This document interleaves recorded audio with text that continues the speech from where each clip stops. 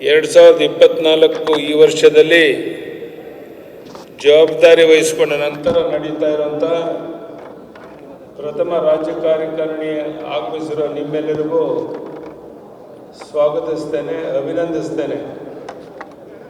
ಹಾಗೂ ಇದೇ ಸಂದರ್ಭದಲ್ಲಿ ನೂತನವಾಗಿ ಜವಾಬ್ದಾರಿ ವಹಿಸಿಕೊಂಡಿರುವ ರಾಜ್ಯ ಪದಾಧಿಕಾರಿಗಳು, ಮೋರ್ಚಾದ ಅಧ್ಯಕ್ಷಗಳು, ವಿಭಾಗಗಳ ಪ್ರಮುಖರು ಹಾಗೂ ಜಿಲ್ಲಾ ಅಧ್ಯಕ್ಷಗಳಿಗೆ ಅಭಿನಂದಿಸ್ತೇನೆ. ಭಾರತೀಯರ 5 ಶತಮಾನಗಳ ಕನಸು ರಾಮ ಮಂದಿರ ನಿರ್ಮಾಣವಾಗಿದೆ. ಮಾನ್ಯ ಪ್ರಧಾನಿ ನರೇಂದ್ರ ಮೋದಿಯವರ ಸಾರಥ್ಯದಲ್ಲಿ ಈ ಐತಿಹಾಸಿಕ ಘನಕಾರ್ಯ ನಡೆದಿರುವಂಥದ್ದು ನಮ್ಮ ಪಕ್ಷ ಹಾಗೂ ಭಾರತೀಯರ ಹೆಮ್ಮೆಯಾಗಿದೆ.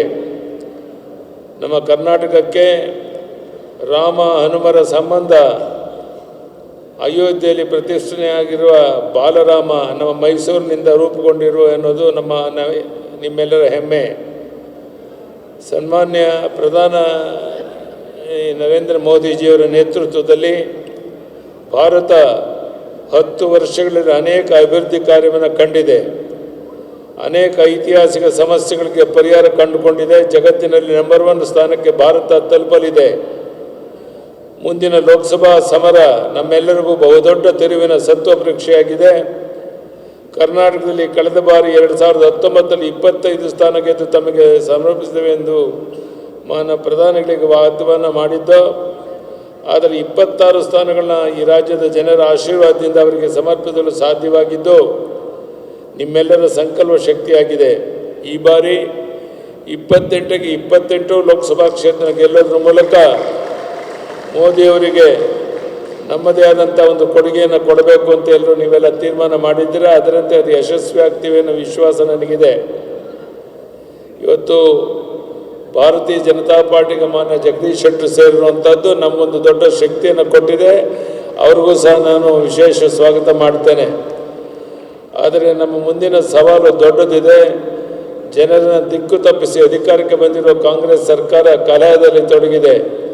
ಇವರ ಕಚ್ಚಾಟದಿಂದ ರಾಜ್ಯದ ಆಡಳಿತ ಕುಸಿದು ಬಿದ್ದಿದೆ. ಭ್ರಷ್ಟಾಚಾರ ತಾಂಡವಾಡ್ತಿದೆ. ಯಾವುದೇ ಅಭಿವೃದ್ಧಿ ಕಾರ್ಯಗಳು ನಡೀತಾ ಇಲ್ಲ. ಇದರ ನಡುವೆಯೂ ಅವರ ದುರ್ಮಾರ್ಗದಲ್ಲಿ ಮತಗಳಿಸುವ ಕುತಂತ್ರಗಳನ್ನು ನಡೆಸಿದ್ದಾರೆ. ಜನರಿಗೆ ವಾಸ್ತವವನ್ನು ಮನವರಿಕೆ ಮಾಡಿಕೊಡುವ ಸವಾಲು ನಮ್ಮ ಮುಂದಿದೆ. ಈಗಾಗಲೇ ಜನ ಈ ಸರ್ಕಾರದ ವಿರುದ್ಧ ಬೇಸತ್ತಿದ್ದಾರೆ. ಇಂತಹ ಸರ್ಕಾರವನ್ನು ಯಾತಕ್ಕಾದ ಅಧಿಕಾರ ತಂದು ಎಂದು ಜನ ಇತಿಶಾಪ ಆಗ್ತಾ ಇದ್ದಾರೆ. ಈ ಸರ್ಕಾರಕ್ಕೆ ಬರಗಾಲದಲ್ಲಿ ನೊಂದ ರೈತರ ಕಣ್ಣೀರು ಒರೆಸಲು ಆಗಲಿಲ್ಲ. ಹೆಣ್ಣು ಮಕ್ಕಳ ಮಾನ ರಕ್ಷಿಸಲು ಸಾಧ್ಯವಾಗಲಿಲ್ಲ. ಅರಾಜಕತೆ ಈ ರಾಜ್ಯದಲ್ಲಿ ತಾಂಡವಾಡ್ತಾ ಇದೆ. ಇದೆಲ್ಲವನ್ನು ನೋಡಿ ನಾವು ಸುಮ್ಮನೆ ಕೂರಲು ಸಾಧ್ಯ ಇಲ್ಲ. ಜನರ ಪರವಾಗಿ, ರಾಜ್ಯದ ಪರವಾಗಿ ನಿಂತು ಹೋರಾಟ ಮಾಡೋಣ.